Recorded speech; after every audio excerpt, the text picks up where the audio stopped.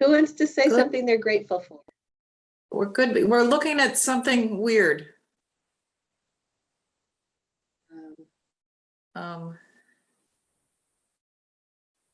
It looks like the base of your computer monitor or something. Let me go over here. How's that? No. Oh, my camera's on. My camera hadn't been working. Yay. Oh, there. Yeah, hi guys. There we go. It was facing my computer. Okay, let's see. The joys of technology. I know, right? I was like, what is that? That we're like. So Kern will be on here in just a minute. But anybody want to say something they're grateful for? I can kick it off. I'm totally grateful for you and Bill. Bill literally, so I did, I hope I say this right, a purchase and sales agreement yesterday, and it's like one of my first. And he literally went through page by page and gave me feedback on everything. So I am beyond grateful for his time and his feedback to make sure I got that in appropriately. So just thank you guys so much. That was so exciting, especially with baby along the way. I'm so excited. Sorry, I'm just giving. I just sent Kern the thing she said. I think she might be in Bill's room. But anyway, so anybody else have anything they're grateful for? And we are so glad always to help, always. Well, I can tell you I'm grateful. Who was going to speak up? You go ahead. I was going to say it's not necessarily a gratefulness thing, but my sponsor this morning posted like the most incredible explaining the buying process of a home, but by playing basketball. And it's like the most genius, engaging video I've ever seen. And if I can copy the link, I'm going to put it in the chat because I really feel like everyone should see the creativity on this. I was gonna say, Melissa, you gotta send that one to me. Yeah, I'm gonna see if I can copy it right now. Yeah, fantastic. So I'm still having a little bit of internet issues, so I'm trying to get to the handout. We're so lucky this morning to have Kern on, and Kern Schwartz is our alliance partner with O'Kelly and Sorahan. Hi, Kern. Good morning, Candace. Can you hear me? And she has just, we can hear you. Kern has agreed to come on and explain to us how we can explain in layman's terms the purchase and sale agreement.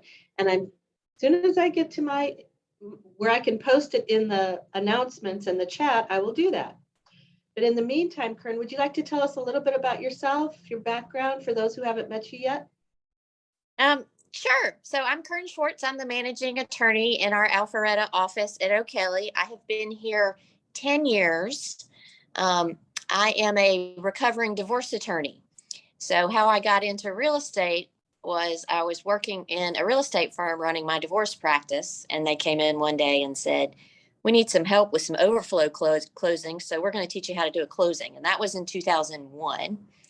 And then I started full-time in real estate in 2005.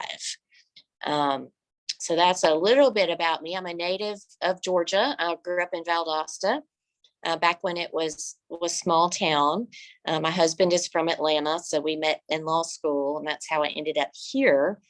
And we have 3 boys. My oldest is a senior and is in the middle of his college search. In the middle of his what? College search. So he's applying. Okay. Figuring out where he wants to go. So this is it's a fun year for us. Wow, that's exciting. Has so he doesn't know where he's going to go? Has he narrowed it down yet? He's got a list. He's narrowed it down to about 15. It took us a long time to even get him to tell us, what was on the list. So he'll narrow it down more and figure it out. Hey, y'all, I got to brag on Kern a little bit. I'm going to tell y'all, you need a closing attorney. You call O'Kelly and Sorahan, and Kern is the best. A couple of times I've reached out to her by text with a kind of an emergency. My closing's about to blow up, and she helped save the day. So awesome. Thank you. Thank you. Yeah. That's what I'm here for. I love what I do. You know, I love new agents too, because like I said, I learned this a little bit backwards because I started in the closing room, which is not typically how a closing attorney starts in this business. So I learned it all the hard way. If I can save you some heartache, some headache, that's what I'm here for. Love that. Well, I'm actually got the purchase and sale up, so I'm going to share my screen, and I'm going to quick post this in the announcements. So those of you who want to follow along that way, you can. Just give me 1 second. Yeah, and I will tell you, I just was at a closing, and that it wasn't the same way that it happens with O'Kelly and Sorahan. The attorney was a great attorney, but they waited till it's a smaller attorney, and they waited till the very last day to verify some things about the HOA, because the HOA had anyway, my client has all her bills on draft. So they kept getting something saying draft, and they couldn't prove that the water bill had been paid. So they tried to resolve it themselves all day long. But at 5 o'clock, when there's nothing my client can do, they called my client and said, can you, we need to have a verification that you've paid this. Otherwise you have to bring a check for $300. And it freaked her out, right? And she was like, why didn't they call me yesterday when I could have gone to my bank and done something about it? And so anyway, then that because I always try to make a seamless experience, and I always call the attorney and say, can you know, is there anything you need? What's going on? You know, let's handle whatever's happening beforehand. I'll be a resource for you. And in this case, they were not very communicative. So I can tell you, when you have somebody who's on your side, like Kern and Kelly and Sorahan, and a law firm that we can count on, oh my goodness. And I am, from now on, I list mostly. I am putting in my private remarks that our preferred closing attorney is O'Kelly and Sorahan. I'm going to control that from now on, because that was just, it turned out okay, but it's just not necessary. So, okay, so let's see here if it's not letting me down. Oh, wait, maybe it is. Okay. Let's see here. Desktop. I'm going to share my screen so you can start. Great. Thanks, Candace. Yep. Okay. So can How everybody long see you the want purchase? Yeah. Everybody see the purchase and sale? Okay, good. All right, take it away. All right. So I just went through and kind of highlighted some things on the front page. So I know you already know this, but all of the paragraphs on the front page are explained in more detail in the body of the contract.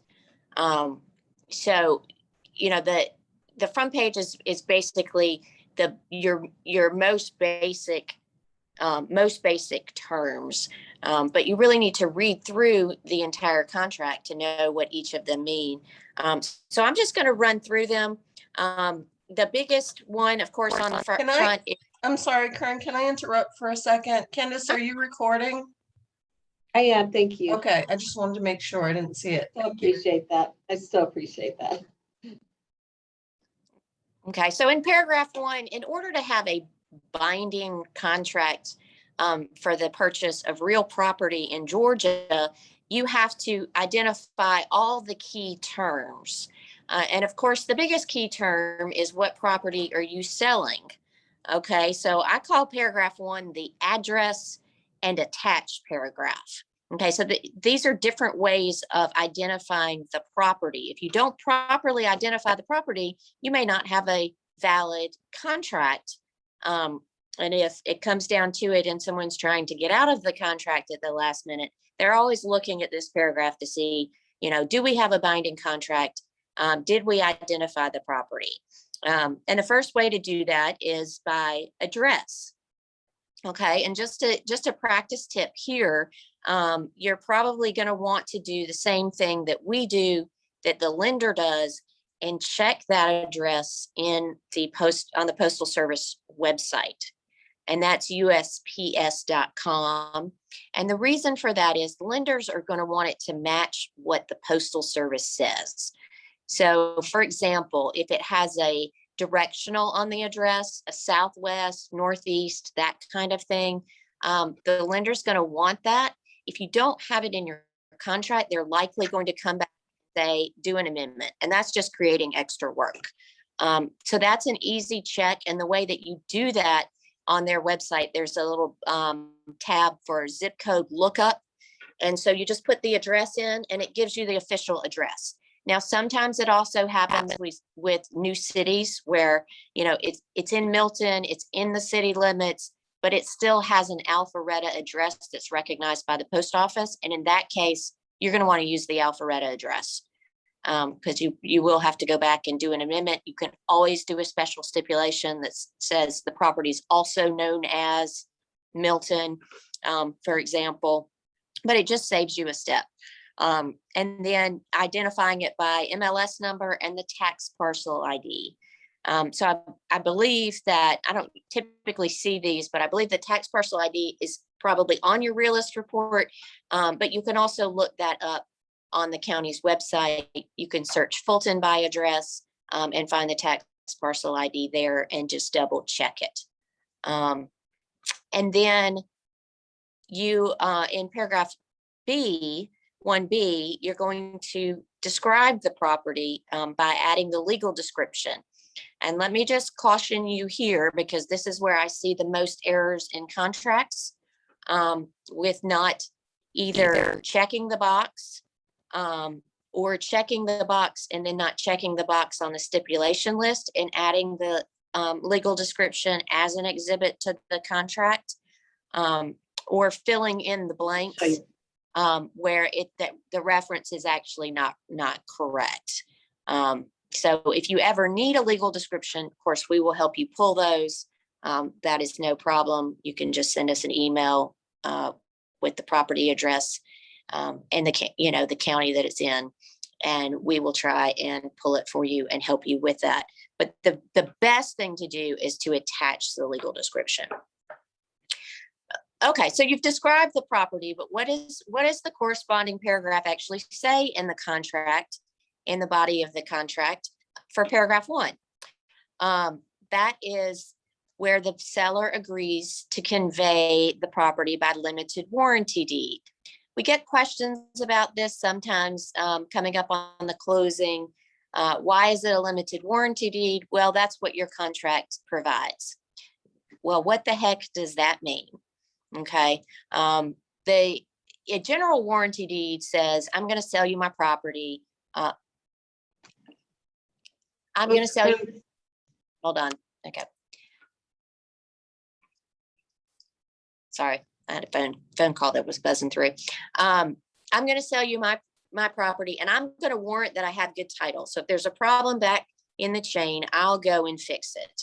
A limited warranty deed only warrants that you had good title to the property during the time that you owned it. As a practical matter, a limited warranty deed, if the buyer's getting title insurance, which of course we recommend that they do, it really doesn't make a practical difference. I've had lots of conversations with title underwriters about this. So get title insurance. The paragraph 1 also says that the buyer can examine the title, which of course we do on every transaction. We typically are doing it for the lender, right? They order that title from us, and if the buyer's getting a loan, we represent them. The buyer can run their own title. In Georgia, that's really not necessary because we're doing it on behalf of the lender. We'll clear the title, and the buyer can get a survey. Okay, so a survey matter, if there's an issue on the survey, an encroachment, for example, a driveway that's over the property line, those kinds of things, the buyer has the right to make an objection to the title based on the survey at the closing at the latest. They can do it anytime before, but up until the time of closing. So if your buyer wants a survey, they can do it. They don't have to do it during due diligence. Can always do it after. But right now surveys are running really long. So if you have a buyer that wants a survey, my recommendation is that they go ahead and schedule it. And if it falls out during due diligence, you can always cancel that survey before it's done. Okay, any questions about legal descriptions? Yeah, I do, Kern. So what kind of things on a survey would cause someone to maybe back out of a contract? What have you seen? So I had one in the last couple of months where the driveway encroached and it had a kind of a knee wall, retaining wall around it, encroached on the neighbor's property. So they went back and forth about, whether to do an encroachment agreement, do a boundary line agreement, and go back in and fix that. And the neighbor cooperated and Okay. yeah, So primarily the typical things that we see are fence encroachments, joint driveways, that kind of thing. But you could have one. I mean, I had one where it was a townhome and all of the townhomes were built over the property line. And the buyer got a survey and discovered it because that's not something that shows up on a title exam. And it was kind of a mess to go back and fix it. But typically what we see are minor encroachments. But if it's something like that, for sure, the buyer, you're going to want it fixed. And do you ever see anything like that the seller says that the property is 1.8 acres and the property comes back 1.5 acres? Sure, we see that a lot. The seller doesn't warrant the acreage either. So that's not necessarily a reason unless it's a stipulation in the contract that the property comes back less. So be careful about that. If that's important to your buyers, make sure and get a special stip in there. But yes, we get that. Emphasize that. The tax maps vary when they do vary from what the actual property is sometimes, or the tax records say it's a certain acreage and then they do a survey and it's not, but that's not typically a reason to get out of the contract. Thank you. Mm-hmm. And Kern, if I may, one question on my side. So under this section, when you click the legal description, and if we've reached out to your office and you sent over the warranty deed, do we just use that as the attachment, or do we actually pull the GAR exhibit, form to include as well? Or is it one or the other? Yeah, if that makes no sense, I'm happy to yes, rephrase that. I mean, some people use the GAR form. We don't see it that often. You just attach the warranty deed. Okay. And if you have a copy of the deed, and just know that when we do it, like, we're not doing a title exam. We're just trying to find the what we call the vesting deed to the seller, the latest deed. But if you've got the actual deed to the seller, just attach it. Don't fill in. I see a lot of people make mistakes where they're filling in the deed book and page number. They've transposed a number, they've left off a number, they've referenced the plat and not the actual deed book. So that's not correct. And as you go along and look at this more and more, you'll become comfortable with what you're looking at. If you get a deed from us, I mean, typically my staff pulls them for you, but you get a deed and you have questions about it, you're not sure what you're looking at, always reach out to me or Vessi. We're happy to look at it for you. Hey, Kern, let's say it's late on the weekend and your office isn't open. Where's the best place to get that information besides your office? Can we get like the deed book and page number from Realist or Remind? Yeah. Well, I believe the deed reference is on Realist, and I just caution you that may not always be correct. In a couple of counties, you can look for free without having the subscription to the clerk's website like we do. And that's in Cherokee and Cobb for sure. You can pull those yourself for free online. if you've got the buyer, ask that would always be my first question to the listing agent. Ask the listing agent. Because, they should have already pulled it. They should have it. But if if it's your listing appointment, you can always ask us at that phase to go ahead and get it. If it's your seller, ask the seller for a copy of their deed. And Kern, I have a question. If, Mhm. for instance, you check legal description attached as an exhibit here too, I was always taught that you don't leave blanks on a contract. Do you fill an NA on all these little blanks, or does it matter? No, because you're only going to check, you're only going to check it if it applies, right? So, I mean, if it's a condo, then you're going to, you can attach it, and you're going to attach the F204. So you'll have 2 boxes. Right. But if you're checking to attach it, there's no need. The other ones do not apply because you're not having to check those boxes. Okay, thank you. Okay, so purchase price in paragraph 2, of course, that's self-explanatory, but it does say in the body of the contract that it's going to be by wire or acceptable funds for the closing attorney. Okay, so closing attorneys, we require wires. Every firm is a little bit different on their policy, but there's something called the good funds law that says anything over $5,000 has to be immediately available funds. So that's a wire, not an ACH, not a check. That's a wire. But at O'Kelly, anything under 5,000, I'll take a personal check. Doesn't have to be a certified check. And we have those in our emails too. Most firms do what their policy is, because you'll see some that if it's over 1,000, that it needs to be a wire, or if it's under 5, it needs to be a certified check. Or every firm's a little bit different on their policy, but we follow the good funds statute. So if it's under 5, I'll take personal funds. Check is no problem. Closing cost.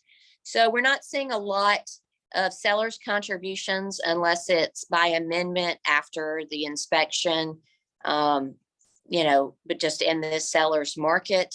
But closing cost, the seller is only going to pay their any cost to clear the title, and any cost associated with not attending the closing in person. And all other fees are really buyer fees. Okay, so I got this question about transfer tax. Why am I paying transfer tax as the buyer? Because the GAR contract says that the buyer is going to pay it. It used to be in Georgia, it was just custom. The seller paid the transfer tax, and they changed it in the GAR form years ago. So everything else is a buyer charge. And if the seller is doing a closing cost contribution, the buyer can use that for any expense related to the transaction. Okay, so on a cash deal, if they agree to pay $10,000 in buyer closing cost, and the actual closing costs on the settlement statement are $3,000, they can still, because the cost of the buyer is down payment, it's anything. They can still use that money. Closing in possession date. Okay, that on the front page, it's pretty self-explanatory, right? Is it going to be at closing or after closing, and what time? And if you're doing a temporary occupancy, please use the 219 temporary occupancy agreement references right there in the contract. But in the body of this, it also gives the parties a unilateral right to extend. Okay, this is what I call the use it and lose it clause, because you can only use it once. If a buyer does the unilateral or the seller does the unilateral, the other party cannot go back and use it. Either party uses it, that right is gone.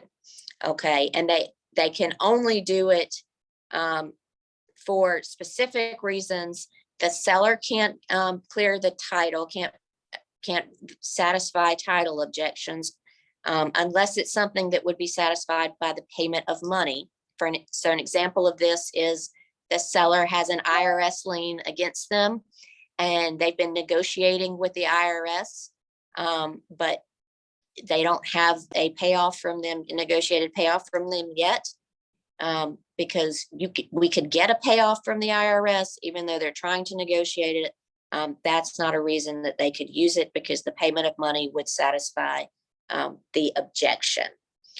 The other two are the buyer's mortgage lender, even in all cash, where they have the right to use the unilateral, or the closing attorney is delayed, okay, or the buyer hasn't gotten their federally required disclosures. They haven't gotten the CD 3 days before the closing. And for our new agents, Kern, what's the CD? That's the closing disclosure. So at closing, we're talking about two forms, right? We're talking, if the buyer's getting a loan, they get a closing disclosure from their lender that they sign. And then we have a settlement statement, which is the same figures. It's just a different form. It's got both sides of the transaction on it. But the closing disclosure shows, all their closing costs, their loan charges, what their rate is. If there's an escrow, those are all federally required on that form. Thank you. Mm-hmm. Okay. Holder of the earnest money. Okay. This is typically, if you've got the buyer, is going to be Keller Williams, right? It could be the closing attorney. Sometimes we're asked to hold earnest money. And if it is us, then you need to use both the 510 and complete the 511, which we sign and send that to us. But what does the holder do? Okay, the holder deposits the money within 5 days from binding agreement date, or 5 days of receipt if it's after binding agreement date. So if they're supposed to pay it within 2 days of closing, within 5 banking days, and that's Monday to Friday, it's defined in the contract, they have to deposit that. And if it doesn't clear, then they have obligations to notify all the parties, and the buyer has a chance to make it good. Okay. Inspection and due diligence. Can I ask a question? Sorry, because for instance, O'Kelly and Sorahan has so many locations. Do you think when you on number 6, is it important to put which location or just the general, like O'Kelly and Sorahan? Yeah, that's a great question, Candace. I can't believe I skipped over that one. That's my favorite paragraph. Yeah, so what I recommend is, if you're closing with us, you can put, O'Kelly and Sorahan Alpharetta, O'Kelly and Sorahan Duluth. Put the phone number for the office where you want to close is another way. Sometimes I see people will put O'Kelly and Sorahan Kern Schwartz. That's fine. Go ahead and identify the office. It's not with us it's definitely more efficient if everybody's closing in the same location. But if we need to do a split closing where one party's signing in another office, they've already moved to Stockbridge, for example, seller's going to sign down there, buyer's going to sign in Alpharetta, we can do that. But yes, identify your contract, because what happens a lot of times is, you have an agent on the other side that typically closes in another office, may send it to that office, or we get the contract from the lender, a title order from the lender, before we get the contract from y'all, and they're not sure, which office it's closing in. The office that receives it opens it up. We can transfer the file and all that, but it just makes it clear for everybody if you do identify exactly what office you want to close in. Thank you. Mm-hmm. Okay, inspection and due diligence. So if there's a due diligence period, it's an option contract. Okay, which means the buyer has the option to purchase the property. So you're going to fill in the number of days from binding agreement date. Even if there isn't a due diligence, the buyer still has the right to do an inspection. So Georgia is a buyer beware state. So the buyer needs to exercise due diligence, do their inspections. It says in the contract about investigating the neighborhood, do all of those things. And the buyer can get out during that due diligence for any reason. Any reason. That paragraph also allows the buyer to do their walkthrough. They can do an inspection at reasonable times upon notice to the seller, right? That also entitles them to do, inspect it after due diligence, if they need to go back in the property, and certainly to do an inspection, a walkthrough right before the closing. And Okay. here's just a pro tip. When I have a conversation with buyers who are getting ready to make an offer on a home, I have the conversation with them, and there's verbiage in here that we're not liable, but I have a conversation with them that says, I can be a great resource for you, but due diligence ultimately falls on your shoulders because you're the one purchasing the home. So if I send something to you, or we get covenants and restrictions and you don't read those, don't rely on what I'm saying to you, because I might read them and interpret it differently than you will. So I encourage you to read everything. And if you have questions, we'll explore those. But due diligence really rests on you. Right. That's a great point. And that's where too, you want to make sure and give them the buyer's brochure, right? Because that explains a lot. I mean, it's got information about wire fraud in there, doing a survey, doing a termite inspection, all of those things. Because in my experience, what happens at the closing table, we have a form that says, we didn't do a survey. You're not going to hold us responsible for anything that would have shown up on a survey. Your lender didn't require a survey. You didn't request a survey, right? And then they inevitably will look at their agent and say, we didn't do a survey. Sure does make it easier when you say, remember, I gave you the brochure. We talked about that you would have the right to do that. And you said it was too expensive. Are you referring to a specific document or brochure, Kern? Yeah. Candace may know the number, but there's a buyer, what to expect when buying a Protect home. yourself when buying a home. Yes, that's what it's called. That's what it's called. Okay, thank you. And they're right down here. So you don't have to, no, they're not down here. They're in the buyer agency agreement. Sorry. The different Yes. brochures you can send. Yes. Okay, and if there's no due diligence, of course, like I said, it's as is. So it references the consideration of $10. What the heck does that mean? Right? In order for, you see the $10 with the warranty deed, you see it with the due diligence. In order for the seller giving the buyer the option to buy the property, allowing them to have a due diligence, right? In order for that not to be a gift, for it to be a binding contract, there has to be action by both sides. Okay, so that $10 is what we call consideration. That's the buyer giving something to the seller in exchange for the seller giving them the right to just elect to walk from the contract. Okay. Do you actually have to give the $10? It says in the contract that that's sufficient. It can be nominal consideration in Georgia, which means it can be a low amount. So $10 is typically what you see, but the seller acknowledges receipt of it. So in reality, do people really exchange it? No, typically no.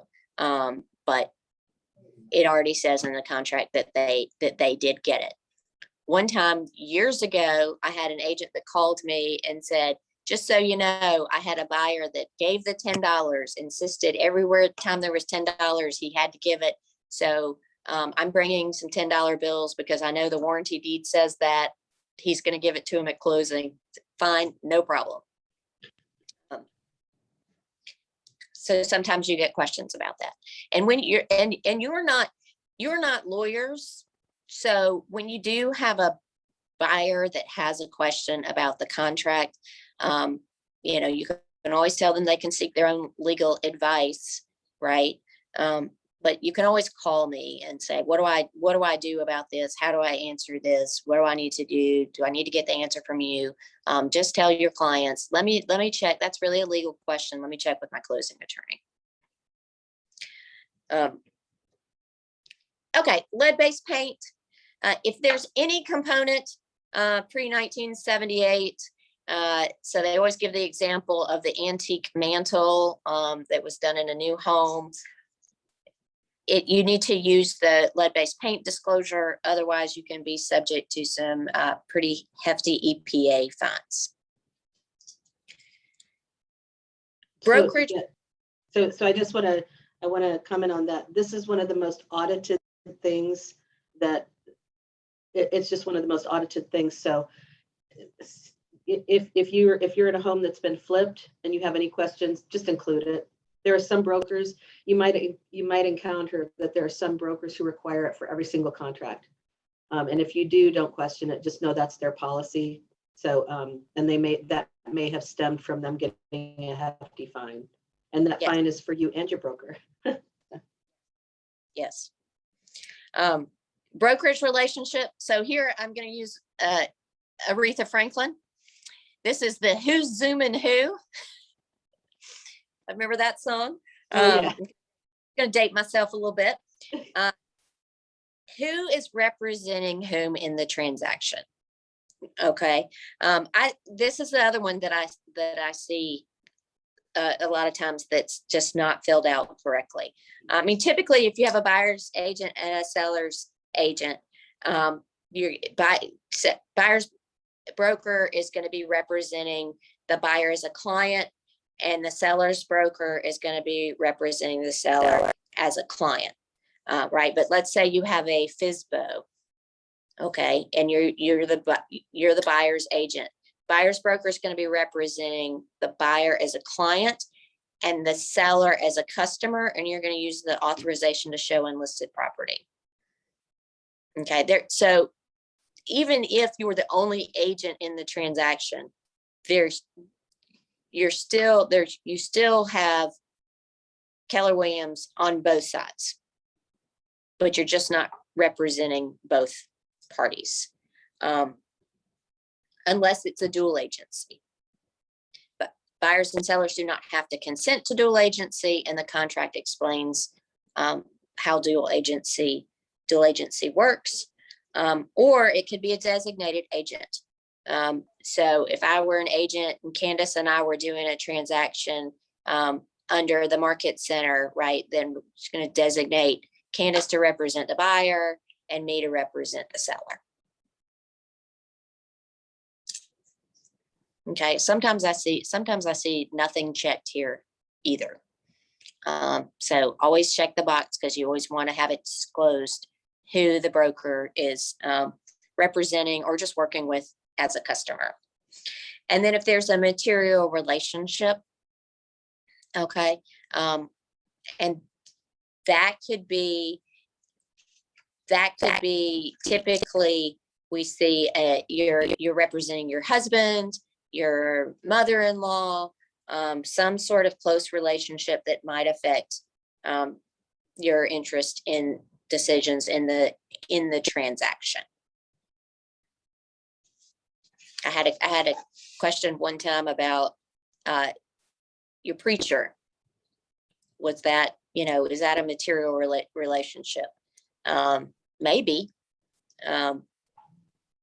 Typically not, but if when in doubt, just disclose it. I've never really seen it be an issue. But make sure that you're disclosing the relationships. If it's your own listing, then you need to disclose that you're a licensed agent in the state of Georgia.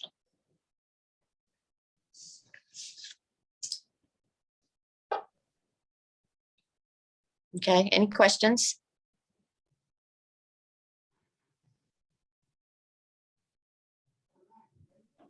Not so far. All right, how are we on time, Candace? So I want to be respectful of your time. If you want to do part 2, or do you feel like, is there anything that you'd like to do? We can go a little bit longer, but typically we quit at 9. Great. Can you just cover the last piece, Kern, the time limit on the offer?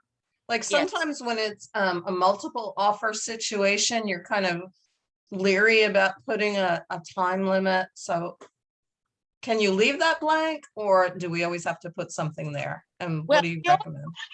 want to put something there, right? Because then otherwise you have to go back and withdraw your offers.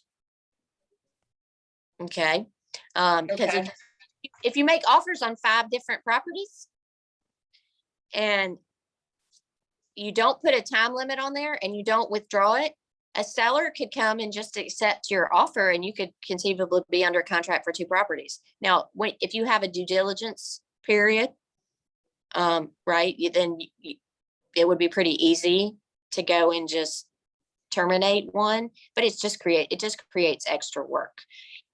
However, if you put a time limit, let's say you put, tomorrow at 5 p.m.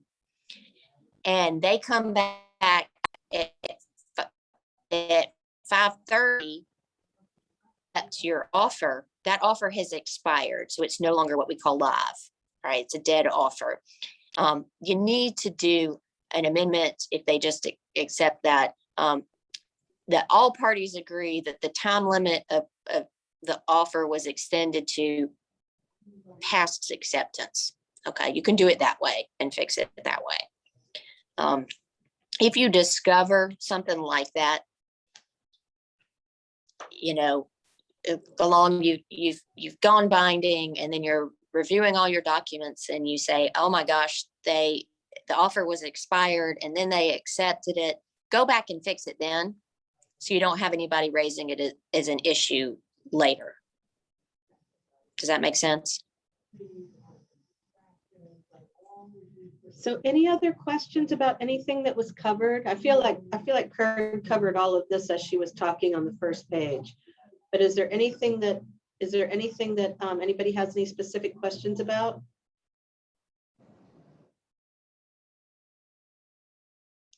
I have one question. With the like the ABCs and the different forms that it says that you give the your buyer or seller. Do you have to provide that inside of the package, or is it something you just send on the side? You mean when to you protect your well, buyer? you should be doing that. You should be doing that and providing them with that With the buyer before brokerage agreement. Yeah, Mhm. the brokerage agreement. That would be at the Mhm. outset. And I mean, I don't know how Candace, how you feel about this, but I've always said, it's a good idea to provide them with the GAR form to look at prior to you starting to submit offers, right? So they're familiar with what the terms are. They've had an opportunity to review it. So you're not in a situation where, oh my gosh, we found our dream house, we got to get the offer in. And they're not understanding, what to do at that point. I think that's part of your buyer consultation. And I know in this market, it's kind of crazy. People are like, I want to see, I found you, I want to see a house right now, but take the time to make sure they understand, because this is we get all excited and we get caught up in their, angst, and but it's important to be the guide, to slow down, to be the eye of the storm, and to do the things that will serve them in the best way. And one of the things you can do is to say, before we make this offer, I understand it's fast, but I want to make sure you understand what you're signing. and let's go through this. It doesn't have to be in person. You could do it on Zoom. You could do it up by phone. You could send it to them in email and then say, let's go through it together. But it is an important part of the buyer consultation, I think, because it's a contract. So anybody else have any questions? Was this really helpful? I learned some things. Extremely Very helpful. helpful. Thank you. Yeah. Thank you, Yeah, Kern. thank you so much, Karen. Absolutely. Thanks for having me. Thank you so much. We're so excited that you're our alliance partner. We just really appreciate you pouring into us this morning. I love y'all. If you need anything, just let me know. Thank you so much. Thanks, Everybody, y'all. I'll Have a see you later. Bye, Kern. Thank you, everybody. Bye. Thank you. Thank you, Kern. Hey, Candace, I Yes, have a I'm quick here. question if you have like 1 second. I do. Okay, so when I submitted, and sorry for everyone else who's still on, listening to the No, they first might question. learn. It's okay. So I submitted everything when it comes to that purchase and sale agreement, and via Command Market Center, inclusive of the buyer brokerage agreement. But there was one other document, the disclosure of market services, that said Yes. it was required, but like, what? Yes. Where do I find that? What is that? And I'm So so in- sorry. So in Command, can you see my screen? No. And I'm sorry. Oh, no, I stopped sharing. Sorry. Let's see here. Inside of Command, you would go to opportunities. Yeah. Okay, see if I can get to all opportunities. Let me go to me as a test.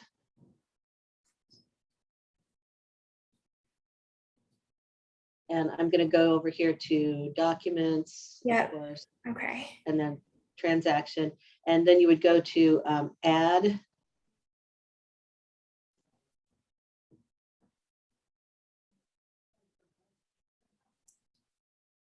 Sorry, everything is so slow this morning. No, you're good. I appreciate this. And again, apologies for the silly question. I was just like, I can't find the form. It says it's required. I just want to make sure I cross T's and dot I's.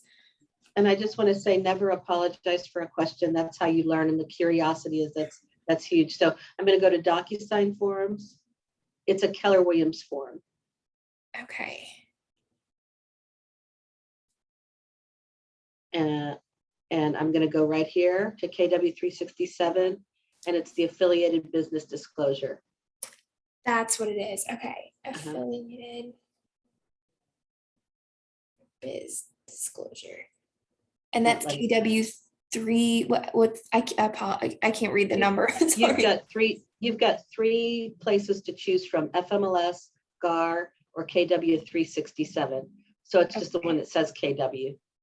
Oh, okay. And the form number is It's associated. not, it just says affiliated business disclosure. The other form that I always pull in is the pay at close request form. You have to email that once you've got everything in, you've got to email that to Lee a week before in order to get paid at closing. But then you can get a check made out to you or your LLC or your. All those numbers just say KW-367, the office number. It was all the same number. Got it. Okay. Yep. Thank you. So So it's here's- not like the other documents that all have like different exhibit No. numbers that you would pull. Okay. Just the Right. office number. And here is the form. All you do is put in and I do this in the envelope.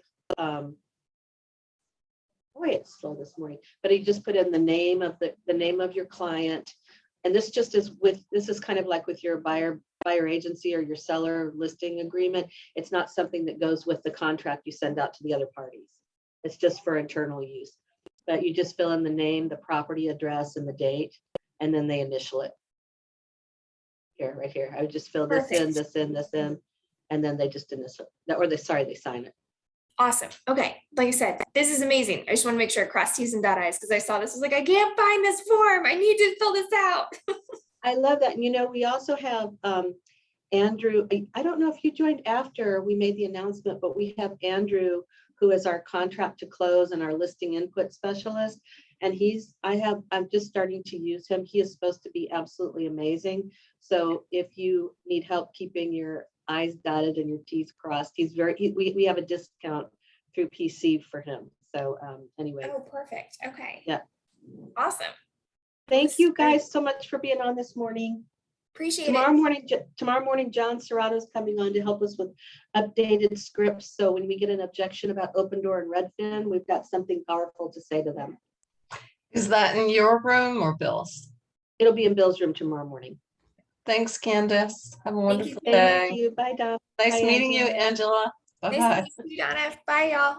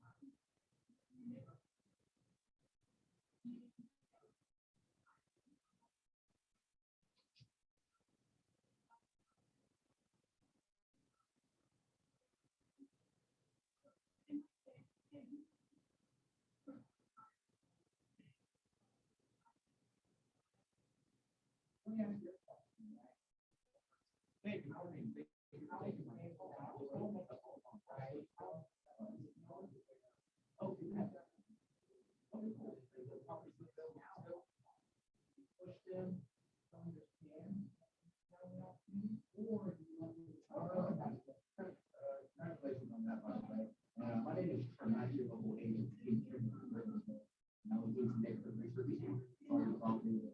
That's it for sale, by the way, correct? Okay, great. And I do know selling homes is a lot of work, especially when you take it on yourself. And I think I heard you say that you're an inspector. Is that correct? Okay, so is that what put that selling home on yourself on your radar? The fact that you have experience with homes?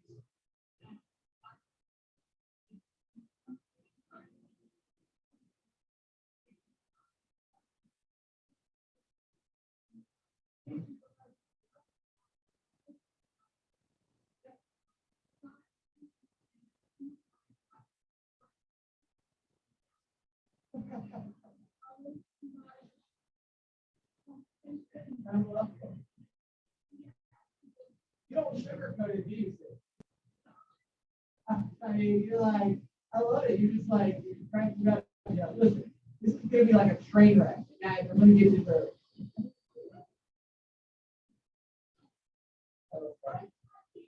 Yeah.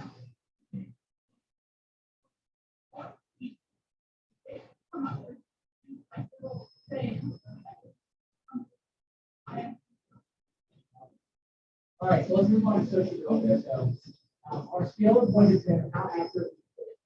Well, that's fantastic. Who has a high social interaction? Who is motivated by people, contact, volume, and proof? Who has needed to promote students, ideas? Who can be household? Who seeks recognition and praise? Who works to be in a position of status?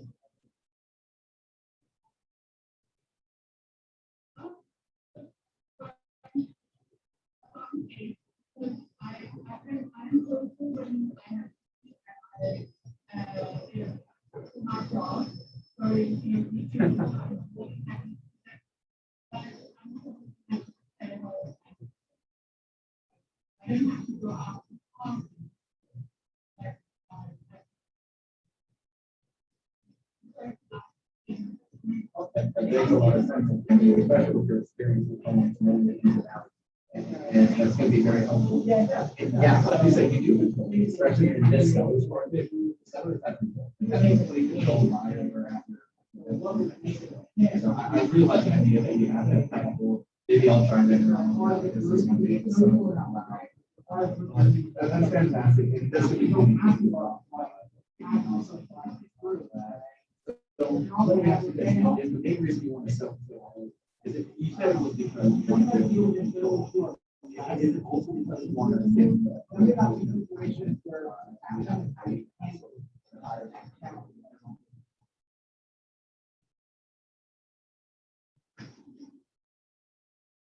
okay, let me give you a better example. This makes a lot of sense. In this market, right? Getting a home sold there. I'm sorry, what? Yeah, I was yeah, I was just saying that in this market, it's really not that hard to get a home sold. Getting a home sold for large amount of money and getting a over appraisal price, getting people, stick with you, even when you are being blind. And that does take a little bit of experience and psychology to it might just show you a way where you can actually net more money to sell while working with us rather than selling by yourself. You can more and make up for it. That's what I think.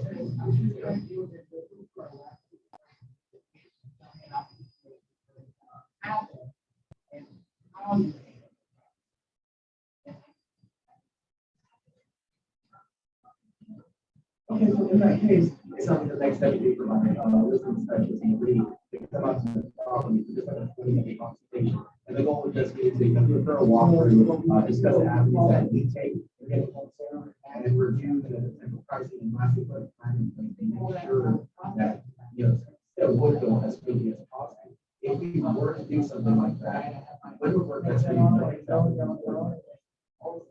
Real name and probably okay.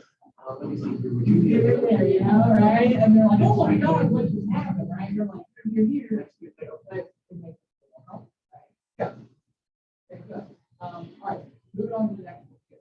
On a scale of 1 to 10, how accurate? Okay, that makes sense. Well, if we're doing afternoons, would Monday work better for you? Okay. Would you prefer 3 or 4? High level. So I'm going to send you over information now as well as just so that we're all on the same page. What's the best email to send that?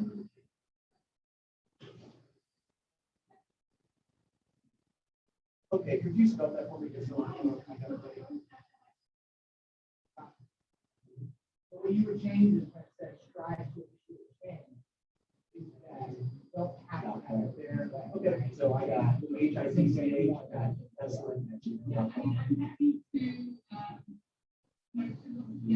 okay, great. So once you get that invite, just please accept it so that our team knows to get started on marketing point of action. Right.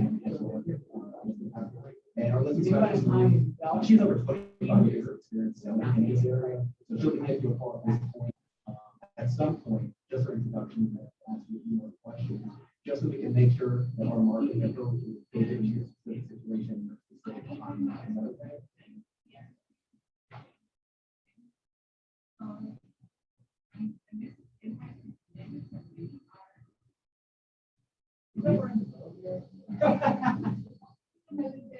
Say again? Who's your husband? Oh, I mean, I've only heard these types of responses from one other person, right? And he joined our team at Christmas. So, as an entrepreneur, you're right. You have to make decisions as CEO. I have to make a decision. It may not be about what's in front of me. It may be about 3 or 4 things behind me, right? And I have to think like, you like verbatim. Well, we got to do what we got to do. That's our plan.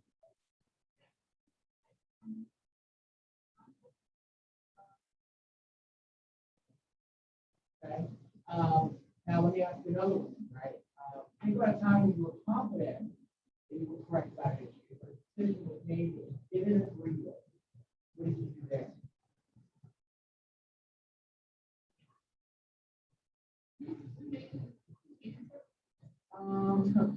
You give an example. Right? That's kind of more open. It could be personal, it could be professionally, it could be leadership, it could be a colleague, right? Like you know, colleague talking about something.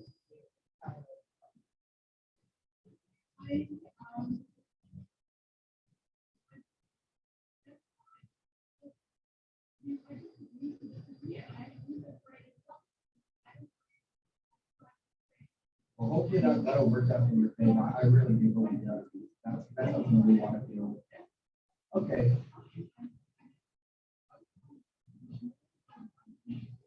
Okay, sounds good. Thank you for taking the time. Have a great day.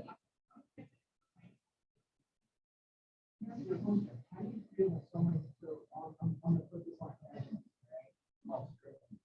How do you feel if someone tries to their opinion back to you, in your mind, you back off, right? You're like, "Hey, listen, I agree to disagree," but they don't let it go, right? Like,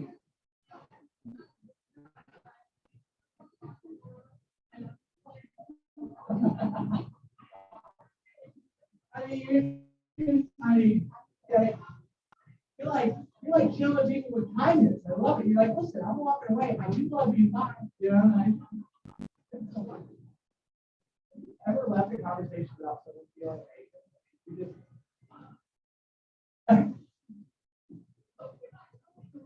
yeah, I was gonna say, if you want, I can talk to your husband. It's always the way people do it. Okay, all right. So let's talk on this here, right? So on a scale of 1 to 10, how accurate would you say in that scale? Or 5.6? Well, as I know, I should have done it last time. Yeah. 2 is inquisitive and bright. 2 is an avid learner who picks up new concepts easily and quickly. 2 is interested in a wide variety of topics who constantly seeks out them. With processing new information, students tend to dig deeper into material and frequencies of understanding. Who is able to grasp subtly and nuance in communications with people, which can positively impact the precision of which student interacts with others.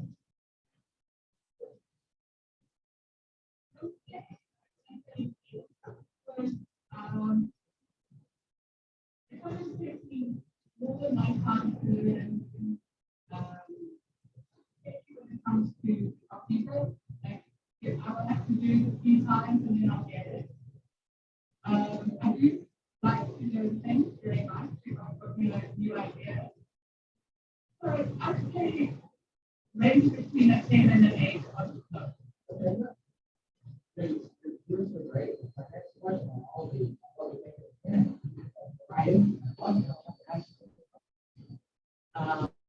Okay, so in your current most recent team, tell me about a situation where you haven't learned something new. Now, this could be an existing task you need to learn how to do differently, like systems that change, or better, or it could be a completely new system or resource or skills you have to obtain. So what things, right, did you feel you picked up most quickly? So first question is, tell me about something you had to learn new, right? So tell me about something like that. Okay, so when I went from temporary to Mac, I was used to corporate data. Okay. I had to come in and The old officer or the new officer? the old corporate. Oh man, that was built for you. Are you kidding me? Like, and that, when I left that top producer platform and went to follow along, I felt like I was like a horse in a buggy. And like, and I bet you felt the same way, like going to boot camp, right? So then I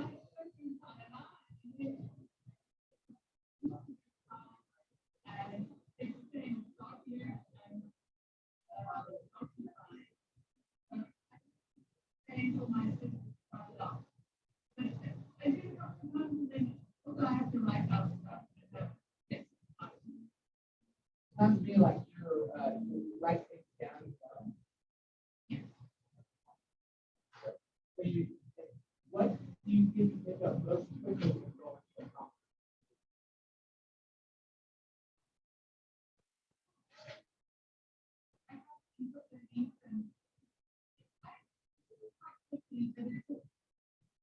You know, the input of the lead and the campaigns and like. And which one do you think is longer? Pieces. And I have to start doing pieces, you know, pieces. if I ask you, and that's the way for your, for your like, transaction and everything. And then, these things don't get me like. I'm not doing that.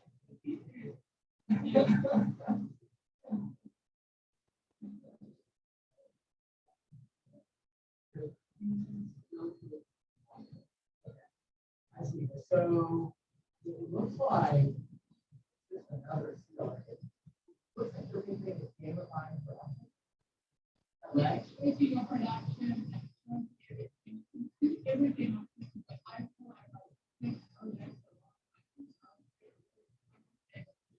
Oh, gosh, that's it. Wow. Okay.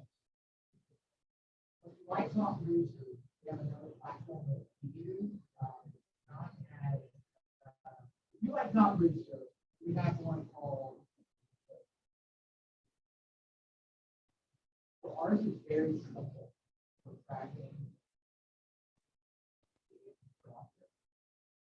Let's spreadsheet. This is what we do, right? So it's called query now. And it's very, very simple. But the good news is that the transaction coordinator is the one that inputs all this here for you. Okay, yeah, and okay. But for this, it's like when you go to do transaction, all you do is hit new transaction. And there's no button. It's just literally drop down. You'll go to the next one. It tells you just what to fill in and type, right? I mean, okay, got it. Yeah, good train. Hopefully that was good. And so see.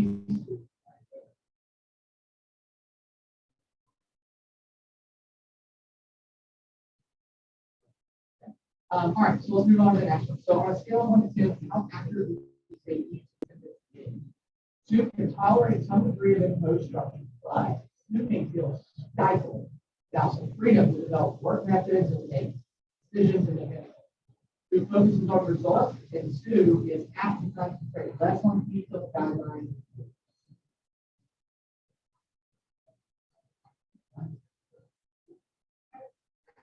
Okay.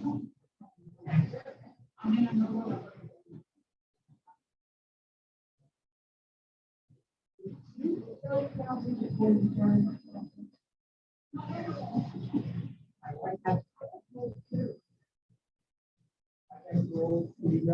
Basically, right here, you like to have rules so you know how to.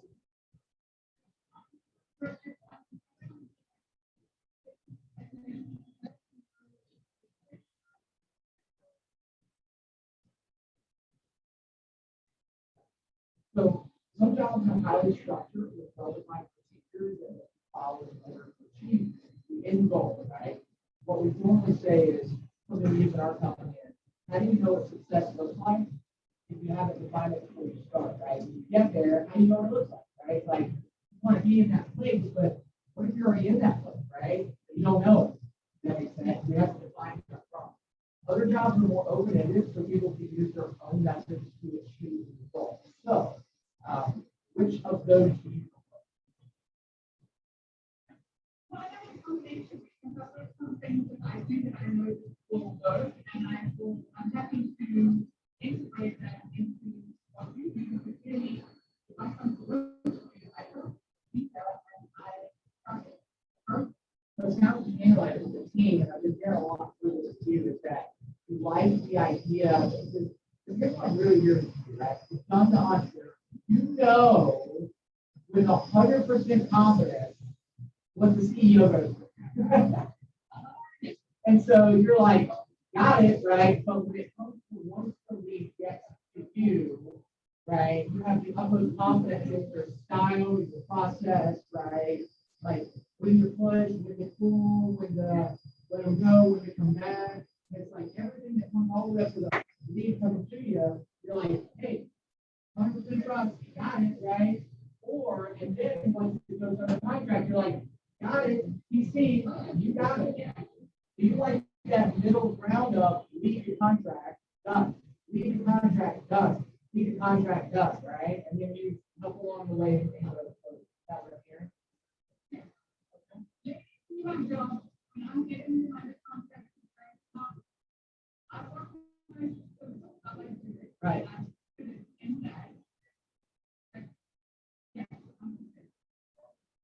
Okay, all right, so we've got about 8 more minutes here. I'd like to run into the second portion of this.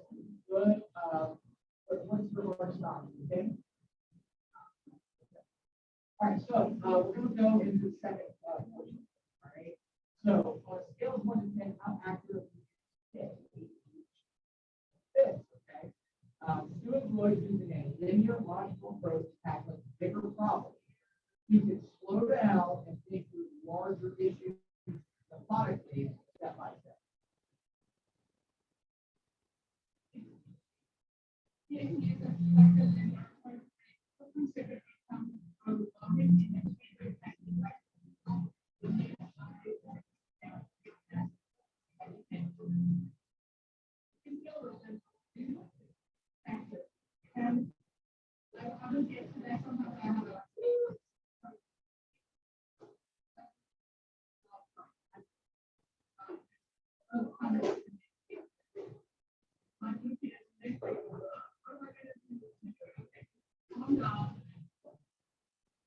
What I'm hearing is you might look at it and let you dash the size of it, but then you might say, okay, let's figure out how to do this step by step. Right? Okay. Like, for example, if I came to you and said, listen, we've got a company we look at. There's 30 employees. You're in charge of all 30. Yeah. You might be like, woo. Then you might be like, okay, hold on a second. We can do this, right? Let's make a, hey, I need 3 showing assistants, and I need, I need this and this and this, okay? I need to step in the corner and do that. So it's like, once you take the whole, take the motion, right? Then all of a sudden, then you can break it down. Yeah. You're using the, that's right. You say, right? Like, hey guys, watch this, right? Watch this. Soon we've got a company over here. All right, wait for it, guys. All right. So tell me about a time in the past 6 to 12 months when you faced a particularly complicated issue. What role did you play in solving that problem?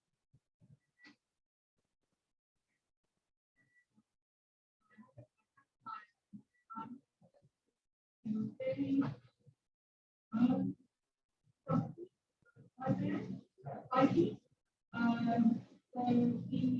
have to get to do this you have to pay a fee. So he won't see the house again, and he was supposed to pay the fee, but he didn't. And he was like, I said, he said, he's not going to fix the car, I'm not giving you the delivery money. And I knew that he legally owed it the money that he needed to pay for the project. So I just kept calm, and I was like, and then we got it all sorted out. And he was difficult throughout the process, but I stayed calm. I said, okay, I talked to you, and then he got